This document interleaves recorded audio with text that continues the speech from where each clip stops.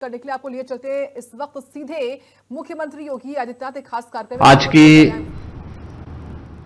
जो प्रेस वार्ता है, यह जैसा कि यहाँ पे अपर मुख्य सचिव मुख्यमंत्री कार्यालय से संजय प्रसाद जी ने आपके सामने बताया है कि यूनियन बजट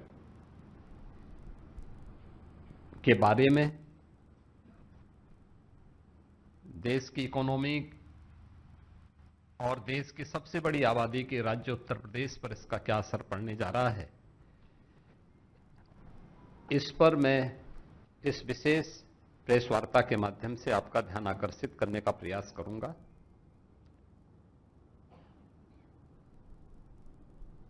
मैं सबसे पहले इस विजनरी बजट के लिए आदरणीय प्रधानमंत्री जी के प्रति आभार व्यक्त करता हूं और केंद्रीय वित्त मंत्री जी को मैं हृदय से धन्यवाद देता हूं कि पिछले 11 साढ़े 11 वर्ष के अंदर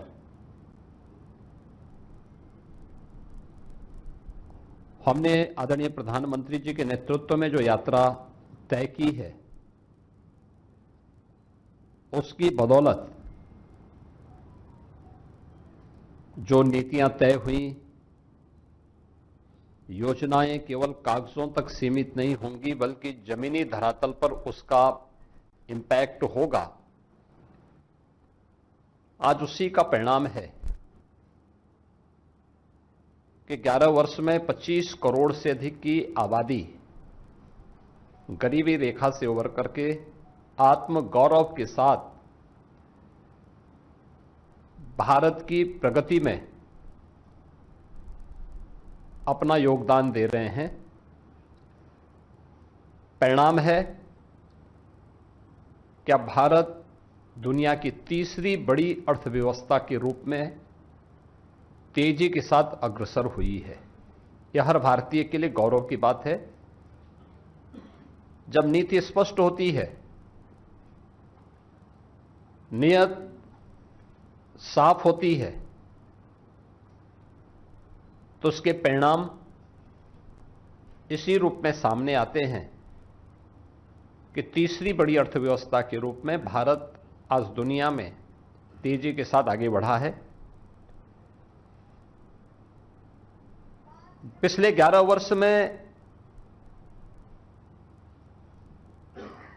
हम सब ने इस बारे में देखा है कि प्रधानमंत्री जी का हर भारतवासी के प्रति सदैव यह आग्रह रहा है कि हमें नेशन फर्स्ट के भाव के साथ काम करना चाहिए और उसमें केवल अपने अधिकार की ही हम बात न करें बल्कि अपने कर्तव्यों की भी हम बात करें। याद करें, जब 2015 में प्रधानमंत्री जी ने 26 नवंबर की तिथि को संविधान दिवस के रूप में घोषित किया था, तो उन्होंने देश भर में इस बात की चर्चा के लिए आह्वान किया था कि हम मौलिक अधिकारों की बात तो करते हैं लेकिन अपने मूल कर्तव्यों की चर्चा नहीं करते। विधायिका के साथ साथ अन्य मंचों पर हर नागरिक के कर्तव्य क्या हैं राष्ट्र के प्रति, समाज के प्रति, और ये पहला बजट है जो कर्तव्य भवन से बन करके सामने आया है। हर भारतीय को अपने कर्तव्यों का एहसास कराने के लिए भी यह बजट आग्रह कर रहा है, जिसमें राष्ट्र के प्रति कर्तव्य बोध और भविष्य की जिम्मेदारी भी इस बजट में हम सबके सामने दिखाई देती है। युवा शक्ति संचालित, गरीब वंचित केंद्रित विकास और समान रूप से पूरे देश के अंदर एक समावेशी विकास को ध्यान में रख करके वर्ष 2026-27 का यह बजट कल वित्त मंत्री जी ने देश की संसद में प्रस्तुत किया है। बजट में जो चीज हमें देखने को मिली है कि रिफॉर्म, ग्रोथ और फिस्कल डिसिप्लिन यह बहुत स्पष्ट रूप से हमें देखने को मिला है। यानी तीनों एक सूत्र में पिरो करके हम आज एक मजबूत भारत के निर्माण की दिशा में आने वाली पीढ़ी को जोड़ करके आगे बढ़ सकें, इसके लिए यह बजट एक सुदृढ़ नींव के रूप में काम करेगा। हम आज एक मजबूत भारत के निर्माण की दिशा में आने वाली पीढ़ी को जोड़ करके आगे बढ़ सकें। जो अपने कर्तव्य के बारे में मैंने कहा ना कि मूल कर्तव्यों के बारे में हमने अक्सर चर्चा सुनी है। बजट के माध्यम से 3 महत्वपूर्ण कर्तव्यों की ओर ध्यान आकर्षित किया गया है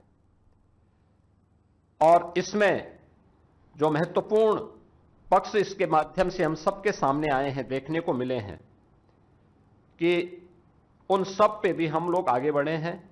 बजट में किसान, युवा, महिला और गरीब, इन सभी पक्षों को, इन सबकी आकांक्षाओं को ध्यान में रख करके यह बजट प्रस्तुत हुआ है।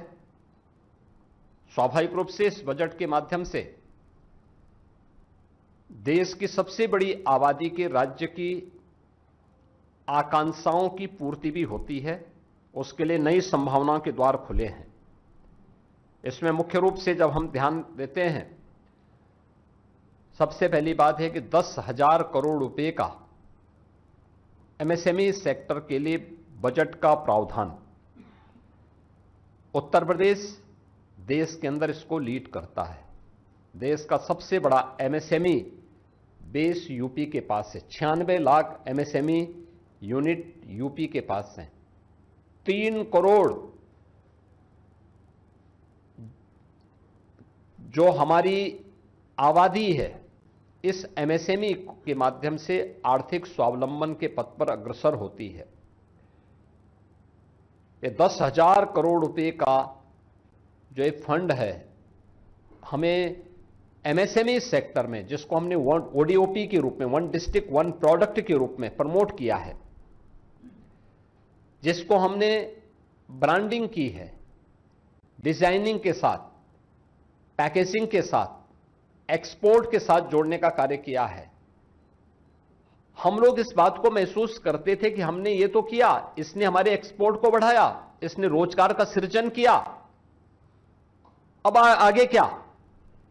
ये 10,000 करोड़ हमें इसके अगले भविष्य के लिए, इसको नई तकनीक के साथ जोड़ने के लिए, ट्रेनिंग के प्रोग्राम के साथ जोड़ने के लिए, एक्सपोर्ट के साथ जोड़ने के लिए, पैकेजिंग की नई संभावनाओं को आगे बढ़ाने में यह यूपी जैसे राज्य को मदद करेगा और यूपी सर्वाधिक लाभ इसका ले पाएगा। 12,20,000 करोड़ का इंफ्रास्ट्रक्चर का जो फंड तैयार किया गया है, इसके लिए घोषणा की गई है। स्वाभाविक रूप से इसमें इंफ्रास्ट्रक्चर विकास का है, कनेक्टिविटी का है और भी अन्य सेक्टर को आगे बढ़ाने का, जिनमें 7 रेलवे के नए कॉरिडोर, दिल्ली वाराणसी, वाराणसी सिलीगुड़ी, ये 2 यूपी को प्राप्त हुए हैं। इन 2 नए रेलवे कॉरिडोर का लाभ यूपी की बेहतरीन रेल इंफ्रास्ट्रक्चर को, eastern and western freight corridor, ये दोनों यूपी से होकर के जा रहे हैं, जिसमें हमारा लॉजिस्टिक का सबसे बड़ा हब यूपी के अंदर तैयार हो रहा है। इसका लाभ यूपी को प्राप्त होगा। 20 वाटरवे, जिनमें यूपी के अंदर देश का पहला वाटरवे, इनलैंड वाटरवे वाराणसी से हल्दिया के बीच में प्रारंभ हो चुका है। हमने वाराणसी, प्रयागराज और इसको यमुना जी में भी आगे बढ़ाने के लिए अपने प्रस्ताव तैयार किए हैं। अयोध्या से हल्दिया के बीच में वाटरवे को संचालित करने का प्रस्ताव, ऐसे ही राप्ती नदी, गोमती नदी, इन सब में भी ये संभावनाएं, और मेरा मानना है कि इन वाटरवे का उपयोग हम यहां पर भी कर पाएंगे। एक इस फील्ड में भी हमें एक नया वो मिला है। दूसरा, कार्गो मूवमेंट के लिए इससे हमें बढ़ावा तो प्राप्त होगा ही, लेकिन शिप रिपेयर इकोसिस्टम को तैयार करने के लिए वाराणसी और पटना में दो विकसित होंगे, तो वाराणसी का लाभ यूपी के वाटरवे, इनलैंड वाटरवे की सुविधा को और इस मूवमेंट को आगे बढ़ाने में लागत, जो कार्गो का और ट्रांसपोर्टेशन का जो लागत है उसको कम करने में इसके माध्यम से काफी हद तक मदद मिलेगी। इसके साथ ही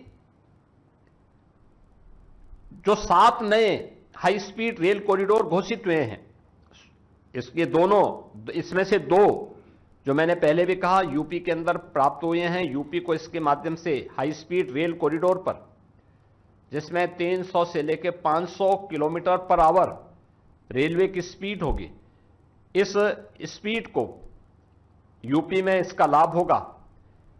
इसके अलावा बायो फार्मा सेक्टर में जो यूपी की नई संभावना है, हम सब जानते हैं कि यूपी इस दिशा में नए सिरे से काम प्रारंभ किया है। अभी कल ही यूपी में हमारी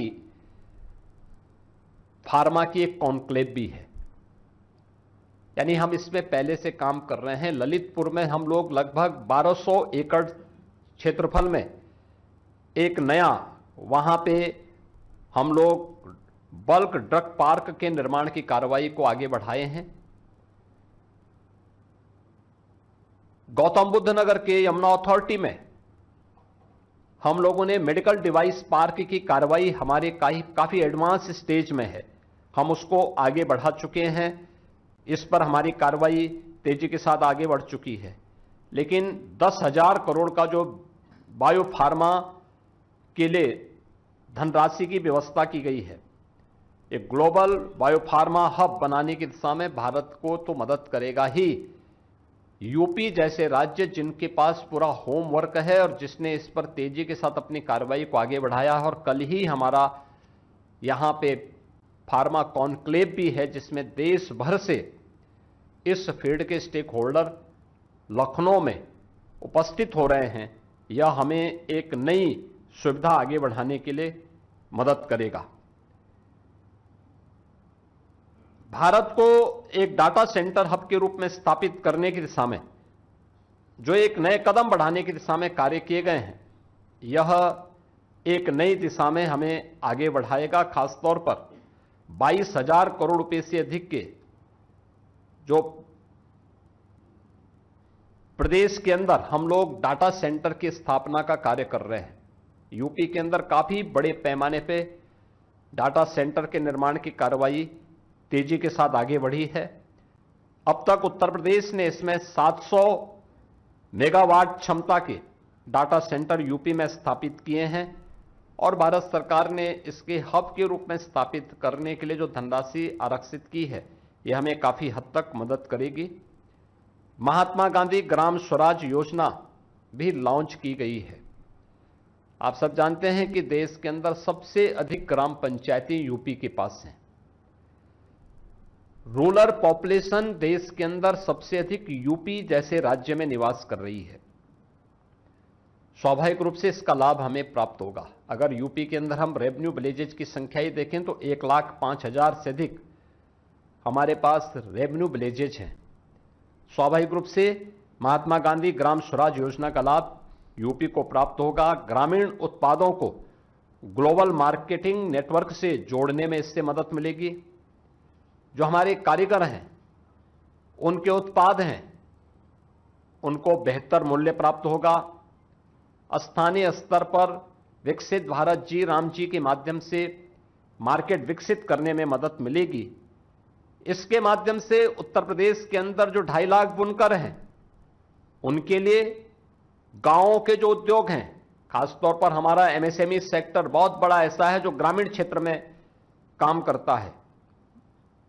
वन डिस्ट्रिक्ट वन प्रोडक्ट के माध्यम से और विश्वकर्मा श्रम सम्मान और पीएम विश्वकर्मा के माध्यम से हमने उसको पहले ही प्रमोट किया है। यानी ये पूरा होमवर्क यूपी के अंदर पहले से हुआ है। तो स्वाभाविक रूप से महात्मा गांधी ग्राम स्वराज योजना के माध्यम से इसका लाभ यूपी को प्राप्त होगा और युवाओं को इसके माध्यम से आत्म स्वावलंबन की ओर बढ़ने में भी यह मदद इसके माध्यम से प्राप्त होगी। मित्रों,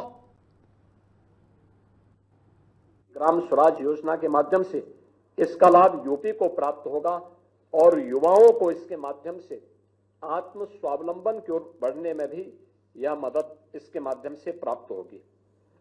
मित्रों,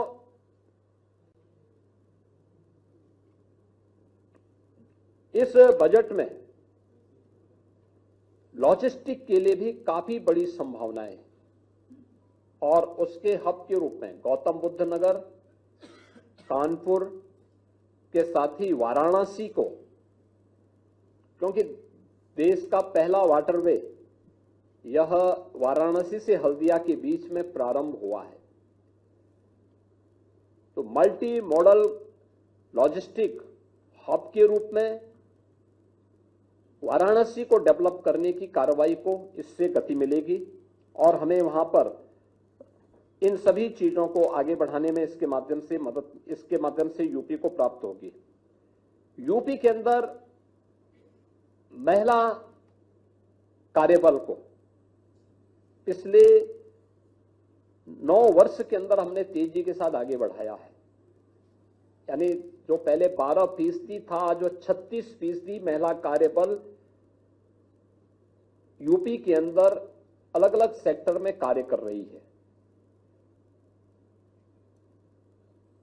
पिछले बजट में प्रदेश को 7 ऐसे महिलाओं के लिए, कामकाजी महिलाओं के लिए हॉस्टल उपलब्ध हुए थे और हम धन्यवाद देंगे आदरणीय प्रधानमंत्री जी को कि इस बार उन्होंने हर जनपद में कामकाजी महिलाओं के लिए हॉस्टल की घोषणा की है। यूपी के 75 जनपदों का इसका लाभ प्राप्त होगा और यहां पर यूपी के अंदर जो एक वुमेन वर्कफोर्स है, जिसको हमने 13%, 12%, 12-13% से बढ़ा करके 36% तक पहुंचाया है। शहरी क्षेत्र में उनके लिए छात्रावास रहने के लिए उपलब्ध हो पाएंगे, एक सुरक्षित आवासीय सुविधा उन्हें वहां पर उपलब्ध हो पाएगी। इसके अलावा छात्राओं के लिए शिक्षा में बराबर की गारंटी के लिए भी, छात्रावास के निर्माण के लिए भी एक नई गति प्राप्त होगी। मित्रों, आपने यूपी की इस स्ट्रेंथ को देखा होगा जिसमें टूरिज्म के एक नए हब के रूप में यूपी उभरा है। कल ही माघ मेले का एक चरण कल संपन्न हुआ है। माघ मेला केवल कल्पवासियों तक सीमित होता था। लाखों की संख्या में ही श्रद्धालु पूरे माघ मेले के अंदर दिखाई देते थे और इस बार आपने माघ मेले की सफलता को देखा होगा। यानी गवर्नमेंट थोड़ी भी फैसिलिटेट कर दे और सुरक्षा की बेहतर व्यवस्था कर ले, कैसे श्रद्धालु आते हैं।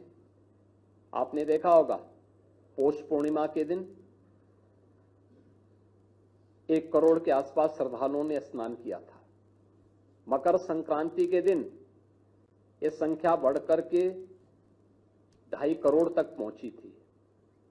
मौनी अमावस्या के दिन ये संख्या बढ़कर के 4.5 करोड़ पार कर गई थी।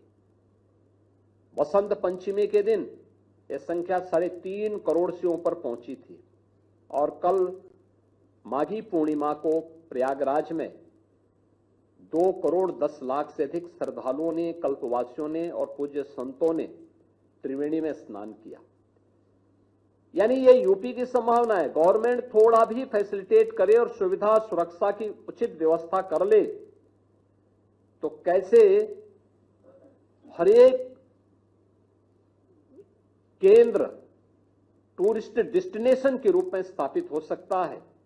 प्रयागराज उसका उदाहरण है, काशी उसका उदाहरण है, अयोध्या उसका उदाहरण है, मथुरा वृंदावन उसका उदाहरण है, मां विंध्यवासिनी का धाम उसका उदाहरण है, बौद्ध परिपथ इसके उदाहरण हैं, और भी अन्य सेक्टर हैं जहां भी इसकी सुविधा प्राप्त हुई है। अब वह संख्या जहां लाखों थी वो करोड़ों में जा रही है, जहां हजारों में थी वो लाखों में जा रही है।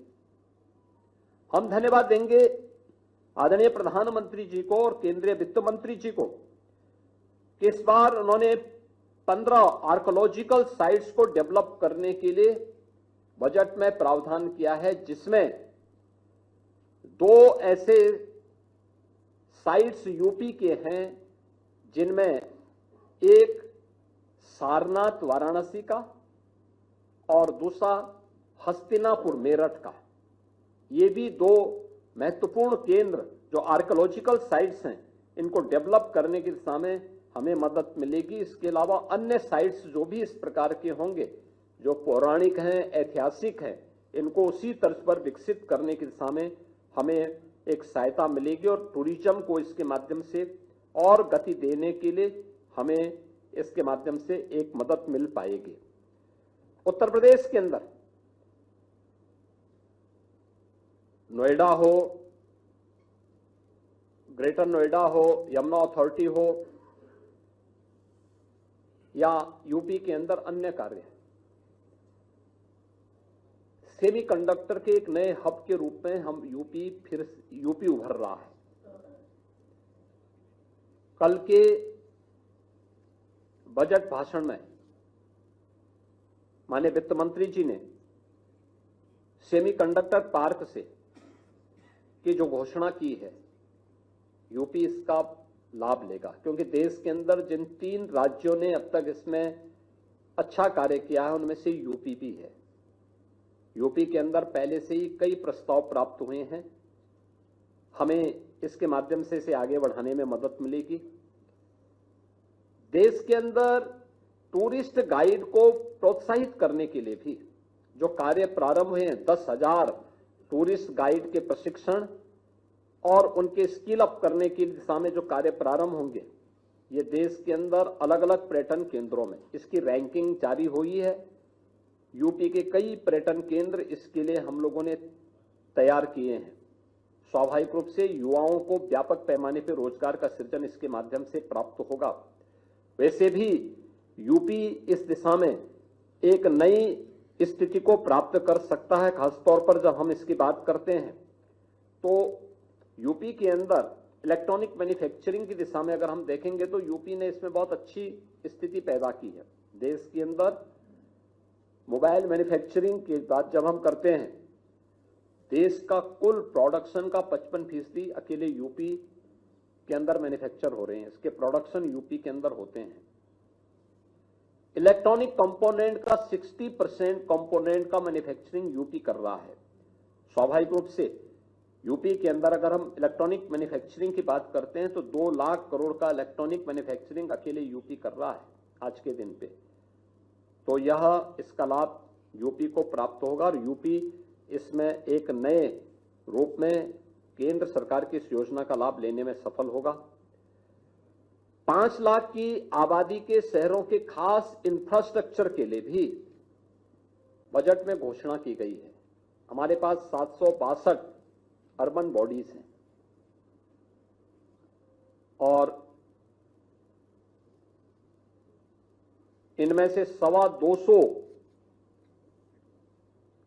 हमारी अर्बन बॉडीज ऐसी हैं जिनकी आबादी 5 लाख या उसके ऊपर की है। 17 नगर निगम और बाकी जो नगर पालिकाएं हैं, इन नगर पालिकाओं की आबादी 5 लाख और उससे ऊपर की ही है। स्वाभाविक रूप से इस अर्बन इंफ्रास्ट्रक्चर का लाभ भी यूपी के शहरों को प्राप्त होगा और यहां पे हमें आधुनिक इंफ्रास्ट्रक्चर इसके माध्यम से खड़ा करने में मदद मिलेगी। डिस्ट्रिक्ट हॉस्पिटल की क्षमता को दोगुना करना,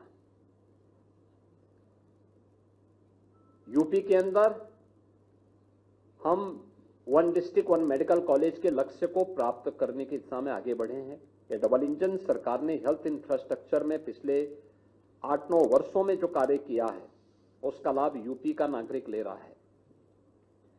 डिस्ट्रिक्ट हॉस्पिटल, यह इसकी क्षमता विस्तार की मांग होती थी। स्वाभाविक रूप से 98 हमारे पास डिस्ट्रिक्ट लेवल के हॉस्पिटल हैं, क्योंकि कुछ जगह महिला और पुरुष अलग अलग डिस्ट्रिक्ट हॉस्पिटल हैं, तो इन सब की क्षमता को आगे बढ़ाने के लिए जो सहयोग प्राप्त होगा, इससे स्थानीय स्तर पर लोगों को काफी सुविधा प्राप्त होगी और हेल्थ इंफ्रास्ट्रक्चर को आगे बढ़ाने, सभी जनपदों में इमरजेंसी और ट्रामा सेंटर खोलने की सुविधा प्राप्त होगी।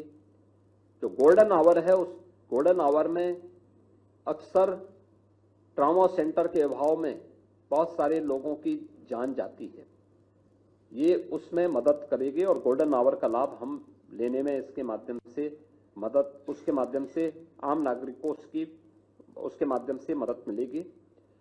बजट में समर्थ नाम से एक नई योजना शुरू की गई है, जिसके माध्यम से खेल उद्योग के साथ साथ खेल स्पोर्ट्स यानी स्पोर्ट्स के जो आइटम है उसके मैन्युफैक्चरिंग सेंटर को प्रोत्साहित करने के लिए भी इसकी घोषणा हुई है। यूपी में हमने 1 डिस्ट्रिक्ट 1 प्रोडक्ट में मेरठ को स्पोर्ट्स आइटम के मैन्युफैक्चरिंग के केंद्र के रूप में विकसित किया है और मुझे प्रसन्नता है कि ये बहुत तेजी के साथ आगे बढ़ा है। इसके अलावा आगरा और कानपुर ये लेदर क्लस्टर हैं हमारे, यहां पे भी स्पोर्ट्स की एक्टिविटीज के साथ ही इन चीजों को हम आगे बढ़ा रहे हैं। हमारा major Dhyan Chand sports university Meerut में हम लोग अप्रैल मई तक उसको पूरा कर देंगे, उसका सत्र प्रारंभ हो चुका है। हम लोग हर डिविजनल हेडक्वार्टर एक स्पोर्ट्स कॉलेज के निर्माण की दिशा में भी आगे बढ़े हैं। हमने प्राइवेट एकेडमी को भी प्रोत्साहित करने के लिए उन्हें सहयोग करने की दिशा में कदम बढ़ाए हैं।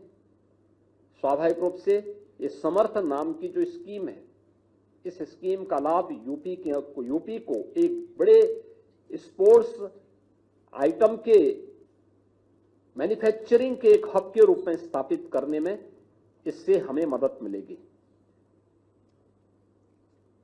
स्पोर्ट्स प्रोडक्ट के में आत्मनिर्भर बनाने में उत्तर प्रदेश एक बड़ी भूमिका का निर्वहन कर पाएगा और इसको हम आगे बढ़ाने में कार्य कर पाएंगे। मित्रों, अभी हाल ही में जो वित्त आयोग की रिपोर्ट आई है, तो 16वें वित्त आयोग की रिपोर्ट में केंद्र से राज्यों को मिलने वाले टैक्स में एक सबसे बड़ा हिस्सा यूपी जैसे राज्य को प्राप्त होता है। यूपी की बड़ी जनसंख्या को देखते हुए ये 17% की एक बड़ी जिम्मेदारी अब यूपी के ऊपर आई है। यूपी को स्वाभाविक रूप से इसका लाभ होगा।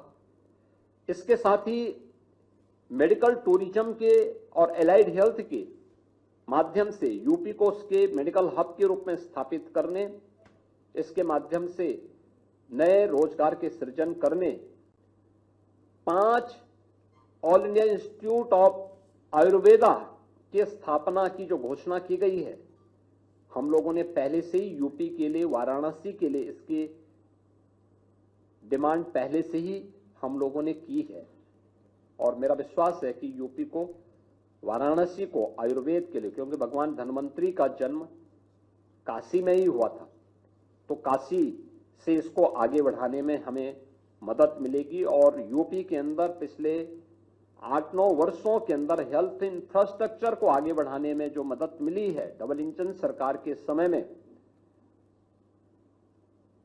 यह यूपी को हेल्थ टूरिज्म के एक नए केंद्र के रूप में विकसित करने में भी इसके माध्यम से मदद मिलेगी। भारत विस्तार याई कृषि प्लेटफॉर्म के माध्यम से किसान को उसकी भाषा में हम कृषि के बारे में अवगत करा सकें, उससे जुड़े हुए कुछ मामले जो भी रहते हैं उसी की भाषा में और समझ सके, वह EI कृषि प्लेटफॉर्म के माध्यम से उसको बताने में मदद मिलेगी। कृषि संबंधी योजनाओं को आगे बढ़ाने में मदद मिलेगी। सी मार्ट के रूप में सेल्फ हेल्प इंटरप्रेन्योर मार्ट, यानी महिला स्वयंसेवी समूहों को लखपति दीदी से सी मार्ट, ये एक नई स्थिति है जिसमें लखपति दीदियों को सीधे इस योजना का लाभ प्राप्त होगा। उनका जो महिला स्वयंसेवी समूह के द्वारा जो प्रोडक्ट वहां पर उपलब्ध कराया गया है उसके लिए एक नया प्लेटफॉर्म वहां पर उपलब्ध होगा। यह बजट मैं मुख्य रूप से कह सकता हूं कि यह एक नए भारत का नया उत्तर प्रदेश,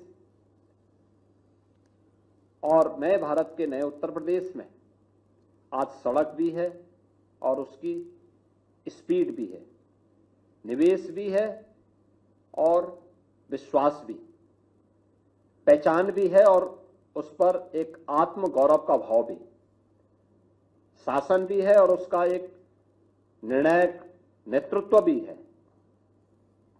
मेरा मानना है कि जो हमारे पास इंफ्रास्ट्रक्चर के लिए, एक्सप्रेसवे के लिए, रेलवे कॉरिडोर के लिए, फ्रेट कॉरिडोर के लिए, लॉजिस्टिक के लिए और शहरी इंफ्रास्ट्रक्चर के लिए, हेल्थ इंफ्रास्ट्रक्चर के लिए बजट में जो कुछ भी घोषणाएं हुई, इसका लाभ यूपी को प्राप्त होगा। लाखों की संख्या में यूपी के नौजवानों के लिए रोजगार की सुविधाएं प्राप्त होंगी। ये रोजगार की संभावनाएं यूपी की युवा शक्ति को यूपी के अंदर ही अपनी प्रतिभा का लाभ प्रदान करने में मदद करेगी। ये विकसित भारत के लक्ष्यों को प्राप्त करने में यूपी जैसे राज्य की बड़ी भूमिका हो सकती है। इसके माध्यम से हम सबको प्राप्त होगी और हमें विश्वास है कि इसी बजट के आधार पर हम फरवरी में उत्तर प्रदेश का बजट प्रस्तुत करेंगे। स्वाभाविक रूप से डबल इंजन सरकार के इस बजट का लाभ देश की सबसे बड़ी आबादी को प्राप्त होगा और प्रधानमंत्री जी के विजन के अनुरूप विजन 2047 आत्मनिर्भर और विकसित भारत के संकल्पों को इस बजट के माध्यम से प्राप्त करने में हमें मदद होगी। आज के इस अवसर पर मैं वर्ष 2026-27 के केंद्र सरकार के इस बजट के लिए आदरणीय प्रधानमंत्री जी के प्रति आभार व्यक्त करता हूं। केंद्रीय वित्त मंत्री जी को हृदय से धन्यवाद देता हूं और विश्वास करता हूं कि यह बजट विकसित भारत और विकसित उत्तर प्रदेश के प्रधानमंत्री जी के विजन को आगे बढ़ाने में एक निर्णायक भूमिका का निर्वहन करेगा। धन्यवाद।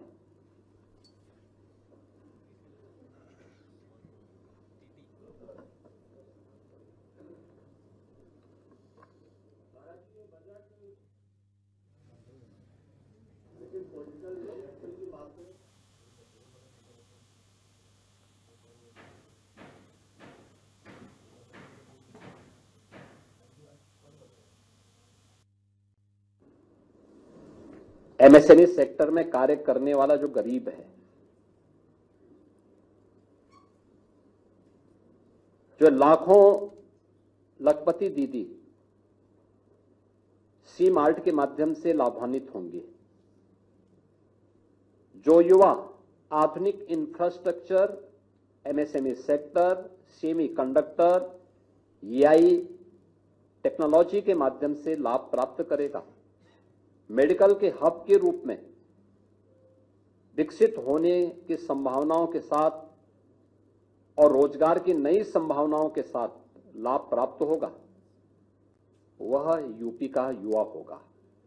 यूपी की लगभग 56 से 60% आबादी युवा है और वह इनका सर्वाधिक लाभ लेगा।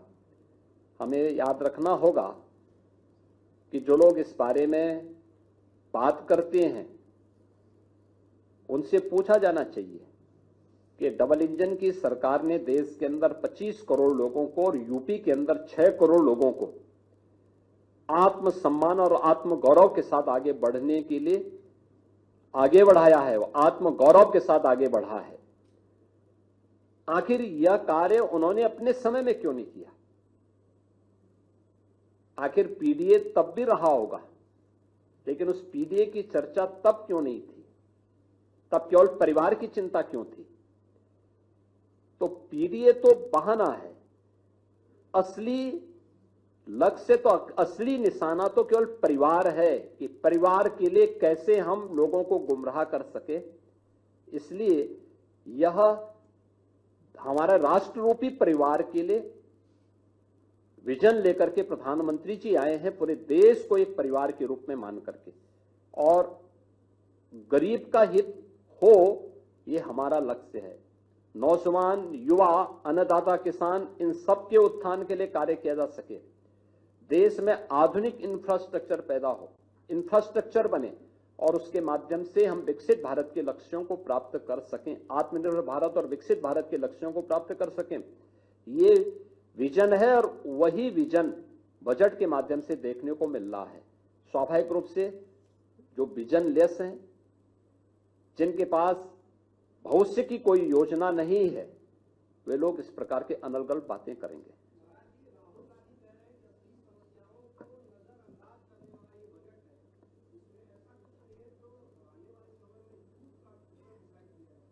हमने बता दिया ना कि इसमें आज की नई इमर्जिंग टेक्नोलॉजी के साथ यूथ को जोड़ने का काम हो रहा है। ये आधुनिक 12 लाख, आप अनुमान करिए कि 12,20,000 करोड़ केवल देश के आधुनिक इंफ्रास्ट्रक्चर के लिए समर्पित किए गए हैं। हेल्थ के 5 नए हब देश के अंदर अत्याधुनिक हेल्थ के बनने की दिशा में नए कार्य होने जा रहे हैं। 5 लाख की आबादी के सिटी में नए इंफ्रास्ट्रक्चर के लिए बजट का प्रावधान किया गया है। महिला समूह को सी मार्ट के माध्यम से, एसएचजी से सी मार्ट तक की इस यात्रा को आगे बढ़ाने के लिए, और एमएसएमई सेक्टर जिसमें रोजगार की सर्वाधिक संभावनाएं हैं, इस सेक्टर के लिए जो घोषणाएं की गई हैं, ये उत्साहवर्धक है, एक निर्णायक भूमिका का निर्वहन करेंगे। स्वाभाविक रूप से युवा इससे सर्वाधिक लाभान्वित होगा और उस कोष को आगे बढ़ाने में मदद मिलेगी।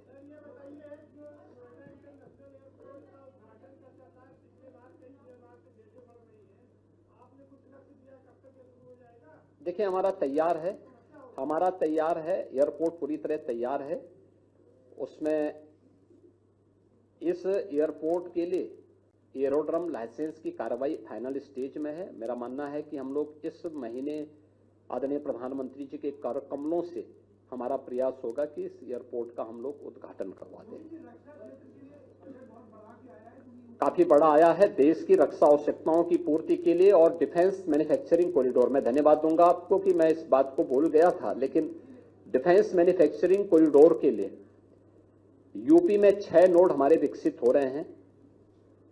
अब तक यहां पे काफी बड़े पैमाने पे लगभग 12,500 करोड़ रुपए के निवेश के प्रस्ताव आए हैं, जिनमें से काफी बड़े पैमाने पर वह जमीनी धरातल पर उतर चुके हैं। 40,000 युवाओं को अभी हमारे सभी नोड्स में, अलग अलग नोड में कार्य भी प्राप्त हुआ है, जिसमें ड्रोन मैन्युफैक्चरिंग की कार्रवाई भी चल रही है। ब्रह्मोस मिसाइल लखनऊ में पहले से ही यहां पर उसके कार्य को आगे बढ़ाने में पीटीसी जैसी यूनिट यूपी में लग चुकी हैं, और अडानी एमुनिशन की का कार्य भी आपके कानपुर में युद्ध स्तर पर आगे बढ़ चुका है। बीडीएल की कार्रवाई झांसी में अंतिम स्टेज पे, यानी वह अब उसकी मैन्युफैक्चरिंग की कार्रवाई आगे बढ़नी है। स्वाभाविक रूप से डिफेंस के लिए बढ़ा हुआ यह बजट यूपी जैसे डिफेंस मैन्युफैक्चरिंग के एक नए हब के रूप में यूपी उभरा है, इसका लाभ यूपी को प्राप्त होगा, यूपी के निवेशकों को प्राप्त होगा। हाँ, हम उसको जहां आवश्यकता पड़ रही वहां पे हम लैंड बैंक एक बना करके उसको आगे बढ़ाना है। धन्यवाद जी, बहुत बहुत धन्यवाद जी।